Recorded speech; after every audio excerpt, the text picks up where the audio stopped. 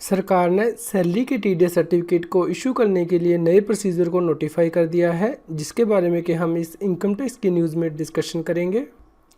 taxil.com के YouTube channel पर मैं CS सतबीर सिंह आपका स्वागत करता हूं। रेगुलर अपडेट के लिए आप हमारे चैनल को सब्सक्राइब करें, नोटिफिकेशन बेल को प्रेस करना ना भूलें ताकि जैसे ही हम कोई नया अपडेट डालें आपके पास इमीडिएटली यह अपडेट पहुंच जाए। इनकम टैक्स रूल में रूल 31 दिया गया है, जिसमें कि बताया गया है कि टीडीएस का सर्टिफिकेट किस प्रकार इशू करना है। यानी कि सैलरी के केस में फॉर्म नंबर 16 इशू किया जाता है। यह जो फॉर्म नंबर 16 है वो साल में एक बार इशू किया जाता है, यानी कि फाइनेंशियल ईयर के ख़त्म होने के बाद 15 जून तक आपको यह फॉर्म इशू करना होता है यदि आपने किसी व्यक्ति का टीडीएस काटा है इनकम टैक्स एक्ट के अंतर्गत।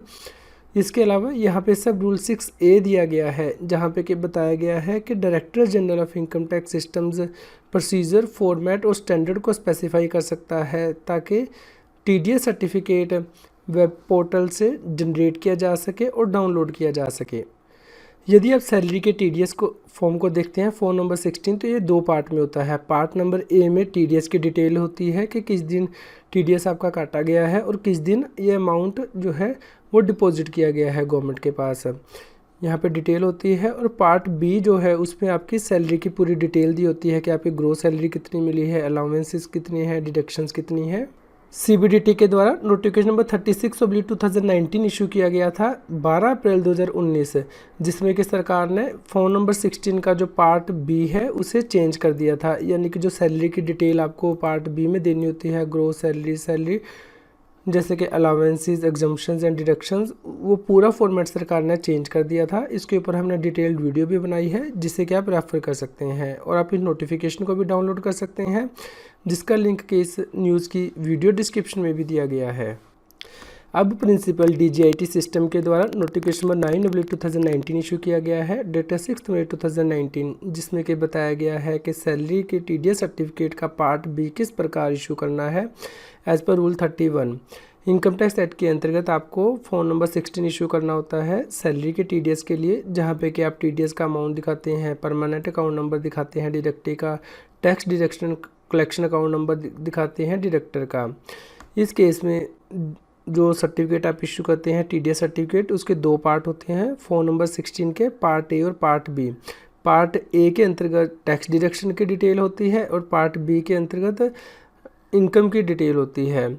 इसके लिए CBDT ने नोटिफिकेशन नंबर 36/2019 इशू किया था, जिसमें कि सरकार ने फॉर्म नंबर 16 का पार्ट B जो है वो अमेंड कर दिया था। इसके साथ ही सैलरी के केस में जो आप टीडीएस की रिटर्न फाइल करते हैं फॉर्म नंबर 24Q, उसमें नेक्स्ट नंबर 2 को भी अमेंड कर दिया था।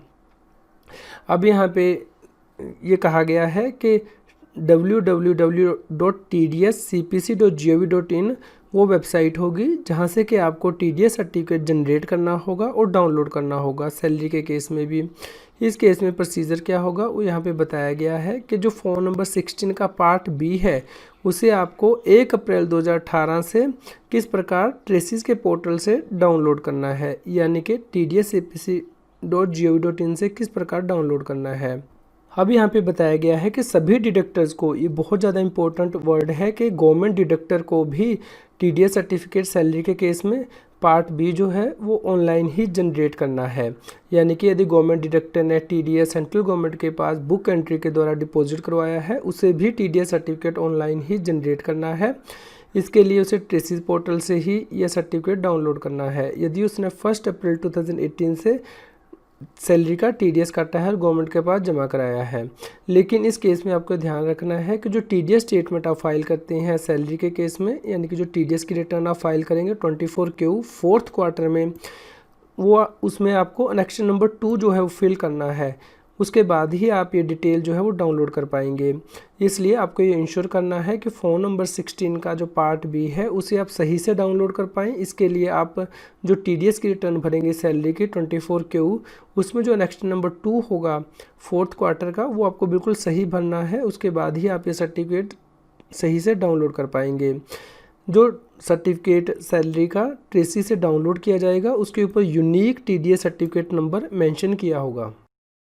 यह है 24Q का नेक्शन नंबर 2, जिसे कि सरकार ने नोटिफिकेशन नंबर 36/2019 के द्वारा चेंज कर दिया था, जिसमें कि आपको डिटेल देनी होती है सैलरी की, जैसे कि परमानेंट अकाउंट नंबर एम्प्लॉय का क्या है, नेम क्या है एम्प्लॉय का, डिडक्टिव टाइप क्या है, सीनियर सिटीजन है, सुपर सीनियर सिटीजन है या फिर अदर है, ग्रोस सैलरी अमाउंट क्या है, वैल्यू ऑफ परक्विजिट क्या है, प्रॉफिट इन लिeu ऑफ सैलरी क्या है, टोटल ग्रोस अमाउंट सैलरी का क्या है। इसके अलावा और भी डिटेल यहाँ पे आपको देनी होती है, जैसे कि HRA कितना क्लेम किया है, पैन लैंडलॉर्ड का क्या है, यदि एग्जम्पशन क्लेम की गई है, हाउस रेंट अलाउंस से। इस प्रकार आपको पूरी डिटेल जो है वो सैलरी की आपको देनी होगी नेक्स्ट 2 में, तो ही आप जो है फॉर्म नंबर 16 का पार्ट बी वो ट्रेसिस के पोर्टल से डाउनलोड कर पाएंगे।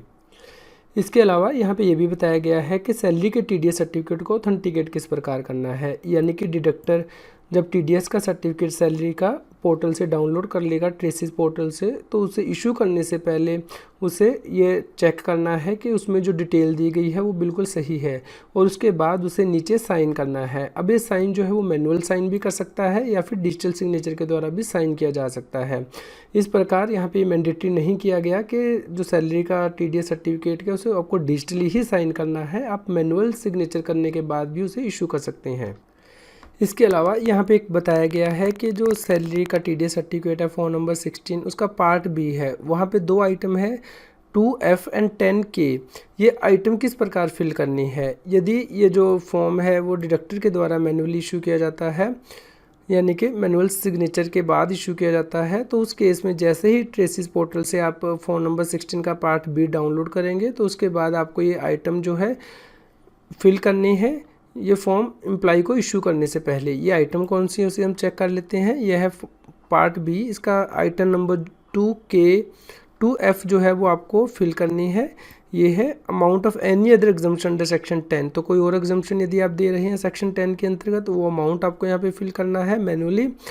उसके अलावा ये जो नीचे 10K में आपको अमाउंट है वो फिल करना है, यानी कि यदि कोई और डिडक्शन आपने सेक्शन 80 के अंतर्गत एम्प्लॉय को दी है तो वहाँ पे आपको सेक्शन वाइज जो रिपोर्टिंग है वो यहाँ पे करनी है और अमाउंट डिडक्शन का मेंशन करना है।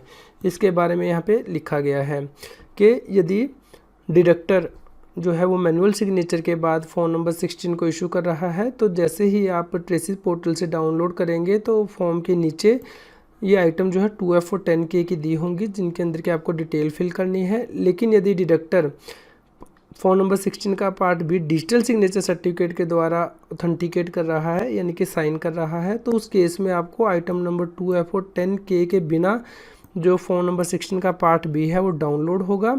एम्प्लॉयर को ये जो डिटेल है आइटम नंबर 2F और 10K की वो पहले ही प्रिपेयर करनी होंगी और उसके बाद ही वो एम्प्लॉय को पार्ट नंबर बी इशू कर सकता है।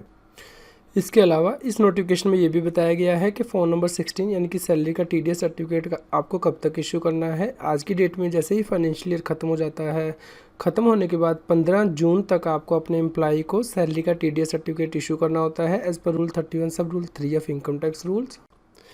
ट्रेसिस से TDS का सर्टिफिकेट डाउनलोड करने के लिए सैलरी का सबसे पहले आपको tdscpc.gov.in पोर्टल पर जाना है। वहाँ पे जाने के बाद आप यहाँ पे लॉगिन देख सकते हैं, आपको यहाँ पे लॉगिन करना है एज अ डिडक्टर।